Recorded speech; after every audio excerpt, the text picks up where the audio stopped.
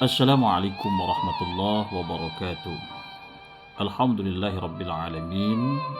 Wal aqibatu lil muttaqin wala udwan illa 'alal zalimin. Asyhadu an la ilaha illallah wa asyhadu anna sayyidina Muhammadan 'abduhu wa rasuluhu la nabiyya ba'da. Allahumma shalli ala sayyidina Muhammad wa ala ali sayyidina Muhammad. Amma ba'du. Saudaraku, sahabatku yang dirahmati Allah Subhanahu wa taala. Apa kabar Anda semua di kesempatan hari ini? Mudah-mudahan kita semua senantiasa dalam ridha Allah, mendapatkan keberkahan dari Allah Subhanahu wa taala. Dan yang tidak kalah pentingnya, mari kita tetap berdoa, berikhtiar untuk senantiasa istiqamah mengikuti sunnah Rasulullah Muhammad Sallallahu Alaihi Wasallam. Saudaraku yang dirahmati Allah, di dalam Al-Quran surah Al-Baqarah ayat 155 Allah Subhanahu wa taala berfirman, A'udzu billahi minasyaitonir rajim.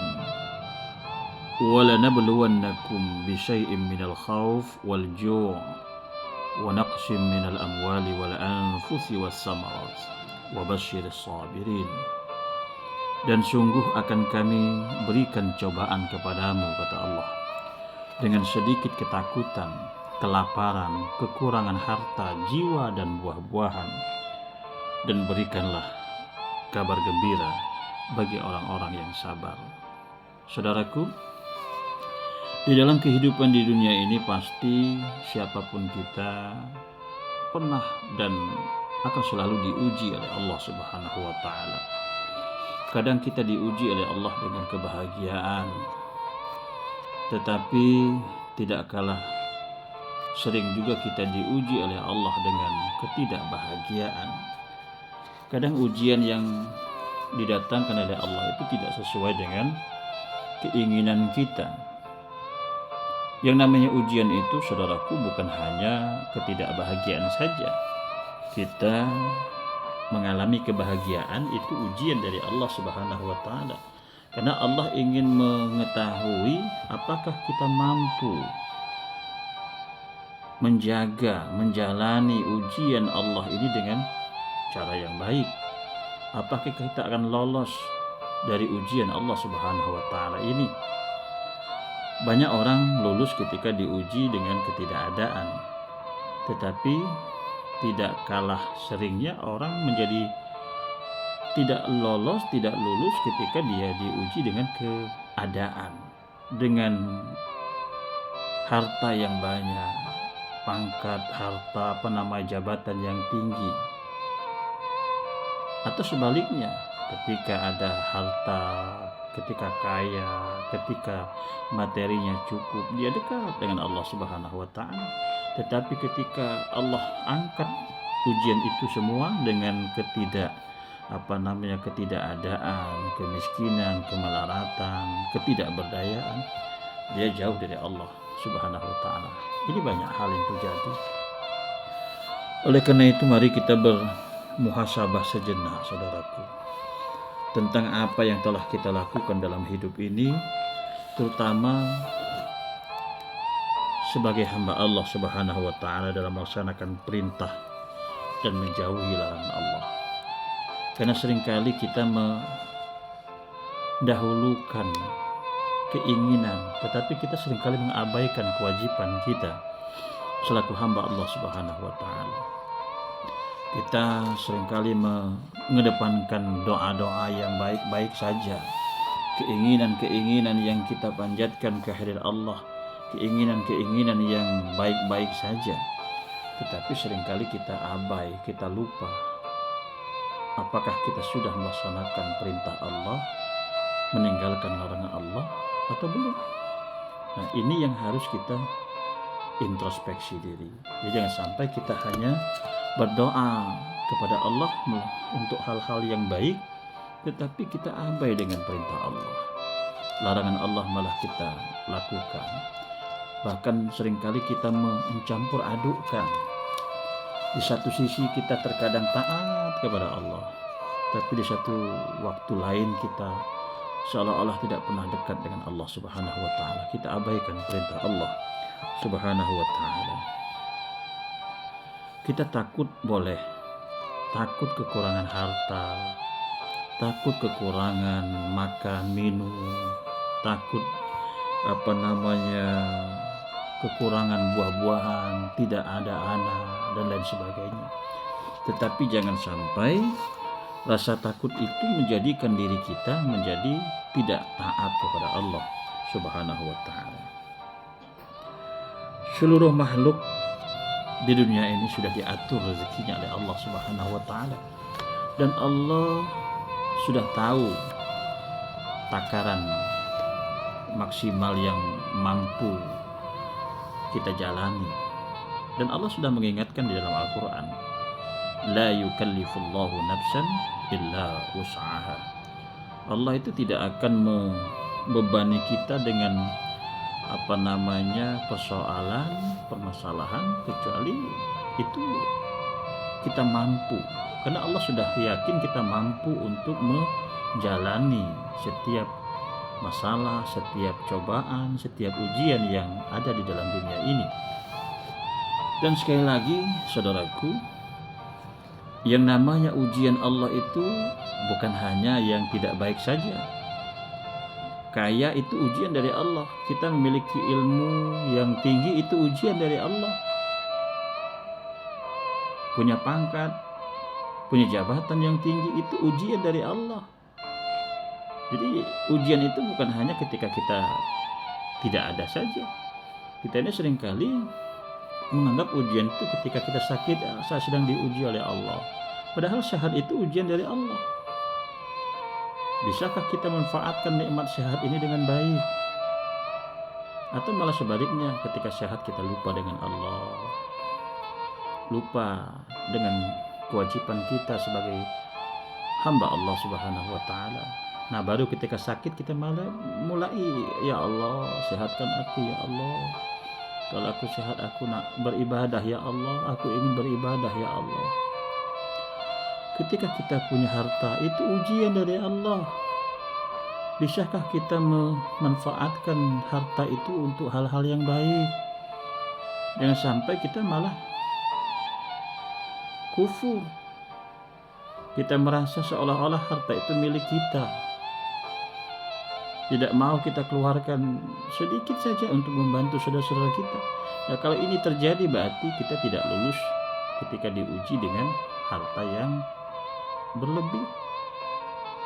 Kita diuji oleh Allah dengan memiliki pangkat jabatan. Itu ujian dari Allah, saudaraku. Apakah dengan pangkat jabatan yang kita sandang, kita mampu berbuat baik untuk lingkungan sekitar kita, atau malah sebaliknya? Jadi jangan sampai kita lengah. Jangan sampai kita menganggap yang namanya ujian itu hanyalah hal-hal yang tidak baik menurut kita. Semua yang ada di dunia ini yang kita alami, ini ujian dari Allah Subhanahu wa ta'ala. Dan yakinlah, ma asaba min musibah illa biiznillah. Jadi setiap apa yang terjadi di dunia ini semuanya atas izin Allah. Nah, kalau kita sudah yakin bahwa apapun yang terjadi di dunia ini atas izin Allah, atas kehendak Allah, tugas kita manusia ini melakoninya, menjalaninya dengan sabar. Karena di penghujung ayat itu, di dalam surah Al-Baqarah 155 tadi dikatakan oleh Allah, wa basyyiris sabirin. Berilah kabar gembira bagi orang-orang yang sabar. Sabar kita menghadapi ujian Allah. Sabar itu adalah saat kita mampu menerima apa yang diberikan oleh Allah ini dengan ikhlas, dengan penuh kesadaran lahir dan batin kita. Ya, jangan sampai ketika kita diberikan oleh Allah nikmat ujian yang enak-enak kita bisa sabar. Di satu sisi saat kita mengalami ketidakbaikan menurut kacamata kita, menurut pandangan kita, kita tidak bisa sabar akan apa yang diujikan oleh Allah Subhanahu wa ta'ala. Saudaraku yang dirahmati Allah, dunia ini tidak pernah akan memberikan titik akhir kepuasan bagi kita. Manusia ini memang sudah menjadi tabiatnya. Semakin mengejar dunia, semakin tidak akan ada yang namanya titik kepuasan. Sekali-kali tengoklah ke bawah, jangan menengok ke atas terus. Kalau kita menengok ke atas itu untuk urusan-urusan yang baik, untuk urusan akhirat, untuk urusan ibadah, ya oke lah. Mengapa orang bisa taat kita tengok ke atas? Oh, orang itu taat, beribadah, dia rajin sholatnya, dia walaupun masih muda, dia tekun, rajin, rutin membaca Al-Quran. Oh, saya ini tidak rajin baca Quran, saya tidak terlalu taat beribadah. Nah, itu boleh kita tengok ke atas sebagai cambuk motivasi bagi kita agar kita paling tidak bisa mengejar ketertinggalan kita dalam hal ibadah, ketaatan kepada Allah. Tapi kalau untuk urusan dunia, kalau kita selalu menengok ke atas, tidak ada pernah kata puas. Tengoklah ke kanan kiri kita, ke bawah kita. Kalau kita merasa susah, tengoklah ke bawah kita. Akan ada orang lain yang lebih susah dari kita. Jadi jangan sampai kita ini merasa seolah-olah kita yang paling susah. Kita tidak makan, baru satu kali tidak makan dalam sehari. Biasa 3 kali menjadi 2 kali tidak makan. Oh, pas kita tengok ke bawah, ada orang yang makannya itu hanya 1 kali dalam sehari. Yang makan cuma 1 kali sehari. Tengoklah ke bawah lagi, ada rupanya yang makannya itu kadang 2 kali sehari, 3 kali sehari.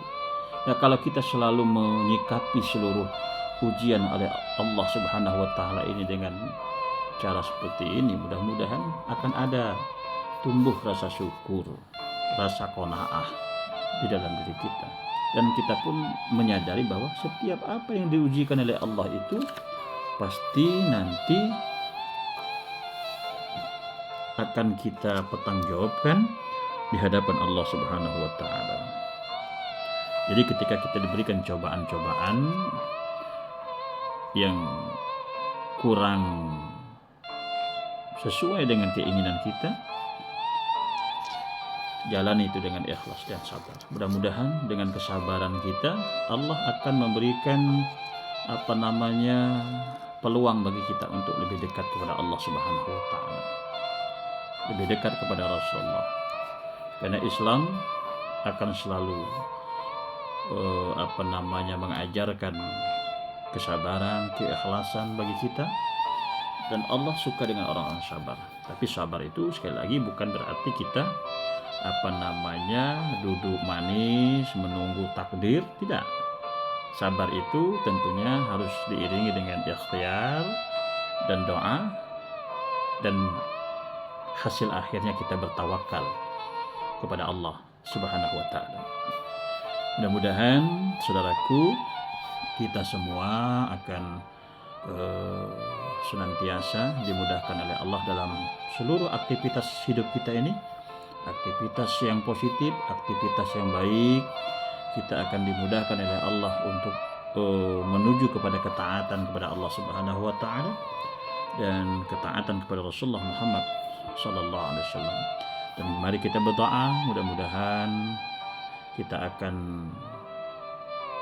dihindarkan oleh Allah dari siksa api neraka, dan kita akan dibahagiakan Allah di dunia dan akhirat. Rabbana atina fid dunya hasanah wa fil akhirati hasanah wa qina adzabannar. La makhtim lana bi husnil khatimah wa la takhtim alaina bi su'il khatimah.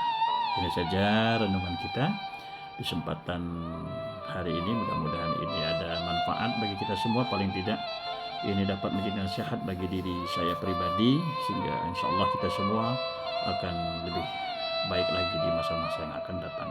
Sekian, terima kasih. Mohon maaf atas kealfaan, kehilapan yang mungkin terselip dalam penyampaian kami. Pada Allah saya menampun. Assalamualaikum warahmatullahi wabarakatuh.